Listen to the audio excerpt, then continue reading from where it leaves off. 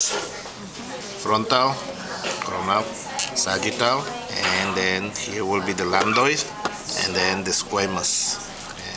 That's the only thing I will be testing on that. And then on the fetal skull, you have the anterior fontanelle, which will be here, posterior fontanelle, okay. And then here you will have the sphenoid fontanelle, and then the mastoid fontanelle over here. So that is in the fetal skull. And you have an additional suture, which is the frontal suture going through here. That is that, calvaria. And then the base, the anterior cranial fossa, the middle cranial fossa, and the posterior cranial fossa. Okay. I'll be very interested that you guys remember the where each of the cranial nerves go through. Okay, so cranial nerve 1 go through the cribriform plate of the ethmoid bone. Cranial nerve 2 go through the optic canal, which is there. Okay. Cranial nerve 3 will go through the superior orbital fissure, cranial nerve 3, 4, and also 6. And out of the cranial nerve 5, only one of the divisions go through it. That is the ophthalmic division. Maxillary division go through the foramen rotundum, and the mandibular division go through the foramen ovale. Okay, and then so that we have cranial nerve 1, and then 2, and then 3, 4, 6, and then ophthalmic of 5, maxillary of 5, and mandibular of 5. And then cranial nerve 7 and 8 go through the internal acoustic meatus, 7 and 8. And cranial nerve 9, 10, and 11 go through the jugular foramen. And then cranial nerve 12 go through the hypoglossal canal, which barely can be seen in this model.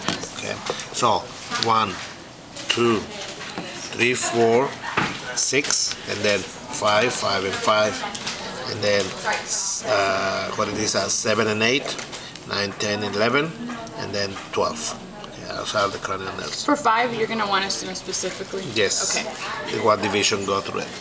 In addition to that, you know that the mandibular division go through the foramen rotundum, but then in the orbital cavity, it also goes through the inferior orbital fissure.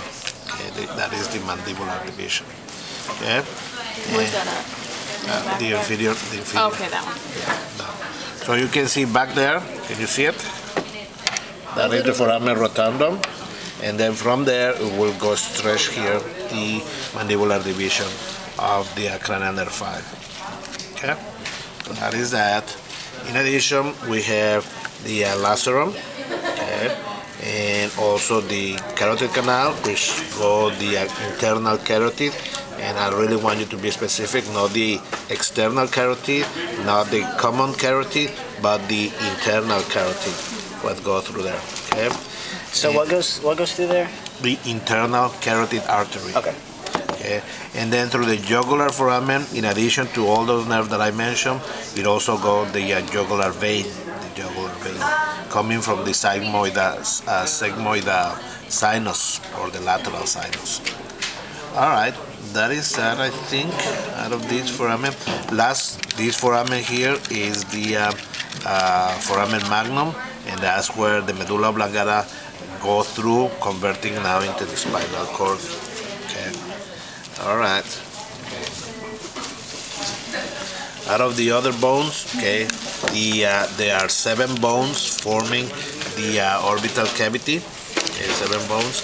That is the frontal, zygomatic, maxillary, and then you have the lacrimal, the ethmoid bone, and the sphenoid bone.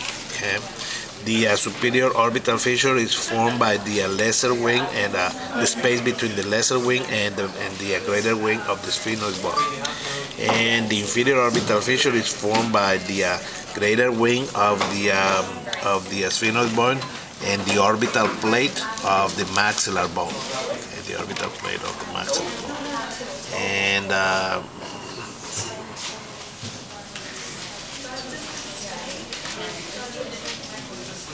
you know, This drawing here is deceiving, is misleading. See that one? Which one? This one that I got here. That is misleading. This is more accurate. This is portion of the orbital plate of the maxillar bone, not the of the zygomatic. So you have two drawings here. I just noticed that. See it? See how it's different? Oh yeah. This one Yeah. just goes straight in this one. Yeah. So this is correct. It is the orbital plate of the maxillar bone, not the zygomatic bone. Okay. I just noticed that. Interesting. Okay. Yeah. Now the zygomatic arc or arch, it is formed by the zygomatic process of the temporal bone and the temporal process of the zygomatic bone.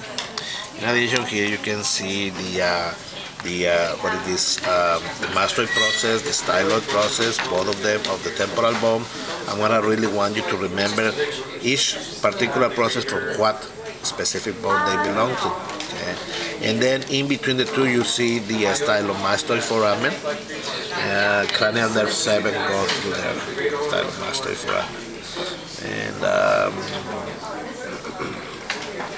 the hard palate formed by the maxilla and by the palatal bone. Okay, here you see the vomer forming the inferior nasal septum, the inferior half of the nasal septum.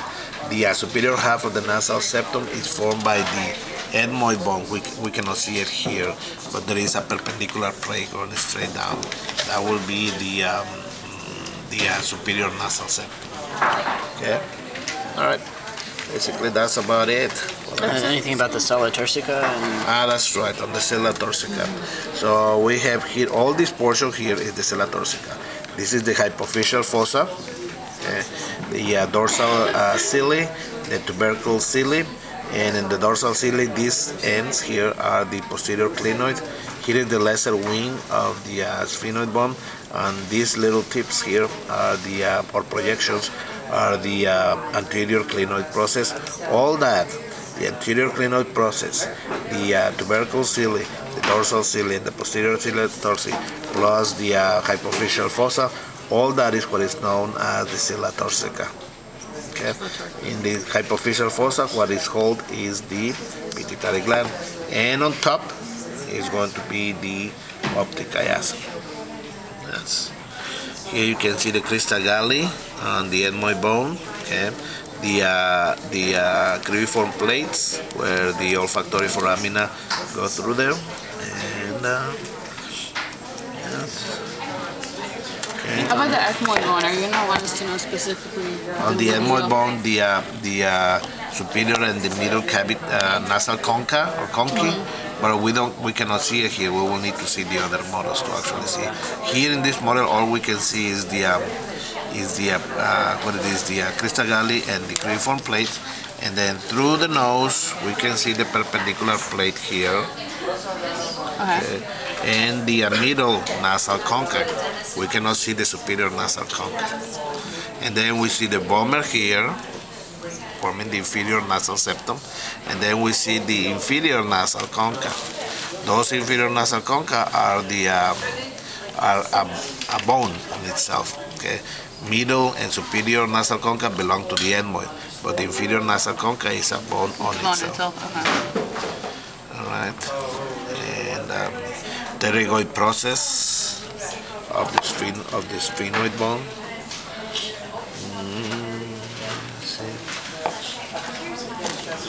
How about this? What was this called? Didn't you want? I remember The you mentioning that protuberance, last the external protuberance, occipital protuberance, and we cannot see the nuchal lines here, but it should be two superior and then two inferior nuchal lines. But this model doesn't show it very well. Well, also where the atlas and the axis and The condyles, where the atlas will articulate with. time. Okay. What's that called? Condyles, Just condyles? occipital condyles. Occipital condyles. The external acoustic meatus and the internal acoustic meatus. Okay. Yes. The processes already? Yes. Process area? Yeah. So everything should